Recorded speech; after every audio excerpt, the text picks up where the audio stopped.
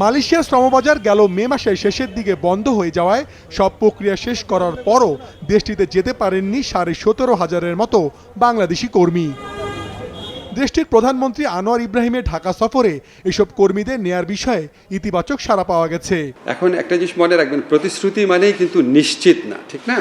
এখন এই কমিটমেন্টটা এসছে, আমরা মালয়েশিয়াতে আমাদের যে বাংলাদেশ হাই কমিশন আছে এটার মাধ্যমে এবং আমাদের মিনিস্ট্রির মাধ্যমে এই প্রতিশ্রুতিটাকে যত দ্রুত সম্ভব কার্যকর করার জন্য আমরা প্রচেষ্টা চালাবো। 17,000 কর্মীর ব্যাপারে প্রথম কথা হচ্ছে যে আমাদের মন্ত্রণালয়ের যে সিদ্ধান্ত, তারা যে টাকা দিয়েছে তাদের টাকা ফেরত দিতে হবে।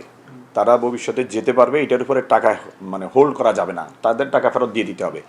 এর মধ্য থেকে তারা যদি সুযোগ পায় যাওয়ার, যাতে তারা কম খরচে, এই যে সিন্ডিকেটের যে আবার 1.5 লক্ষ করে চাঁদা দিতে হবে, এই চাঁদা দিয়ে যেন যেতে না হয় তাদেরকে।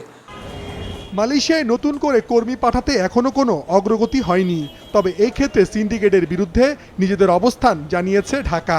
100 জনের যে সিন্ডিকেট ছিল, আমি বলেছি যে রিক্রুটমেন্ট প্রসেসটাকে ওপেন করে দেওয়ার জন্য, সকল আপনার যারা রিক্রুটিং এজেন্সি আছে সবার জন্য ওপেন করার জন্য, ট্রান্সপারেন্ট করার জন্য। যেহেতু মালয়েশিয়া অন্য 13টা কান্ট্রি থেকে 14টা কান্ট্রি থেকে কর্মী আনে, সেখানে কোনো সিন্ডিকেশন নাই, তাহলে বাংলাদেশে কেন থাকবে? এখানে এই সেক্টরের ইমেজ বৃদ্ধির জন্য, দেশের সুনামের জন্য, কর্মীদের কম খরচে যাওয়ার জন্য কোনোভাবেই সিন্ডিকেটকে প্রশ্রয় দিতে পারে। মালয়েশিয়ায় এখন যে 15 লাখের মতো কর্মী কাজ করছে, তাদের মধ্যে কেউ আহত কিংবা নিহত হলে দেশটি থেকে যাতে সহায়তা পায়, এই নিয়ে আজ দুই দেশের মধ্যে একটি সমঝোতা স্মারক সই হয়েছে। এই সময় প্রবাসী কল্যাণ উপদেষ্টা জানান, শিগগিরই বিমানবন্দরে প্রবাসী কর্মীদের ভিআইপি মর্যাদা দেয়া শুরু হচ্ছে। 2 সপ্তাহ মধ্যে হয়ে যাবে, আমরা জায়গাও মোটামুটি ঠিক করেছি এবং এটা ইনশাআল্লাহ এটা হলে আমাদের প্রবাসী শ্রমিক ভাইদের যন্ত্রণার অনেক লাঘব হবে।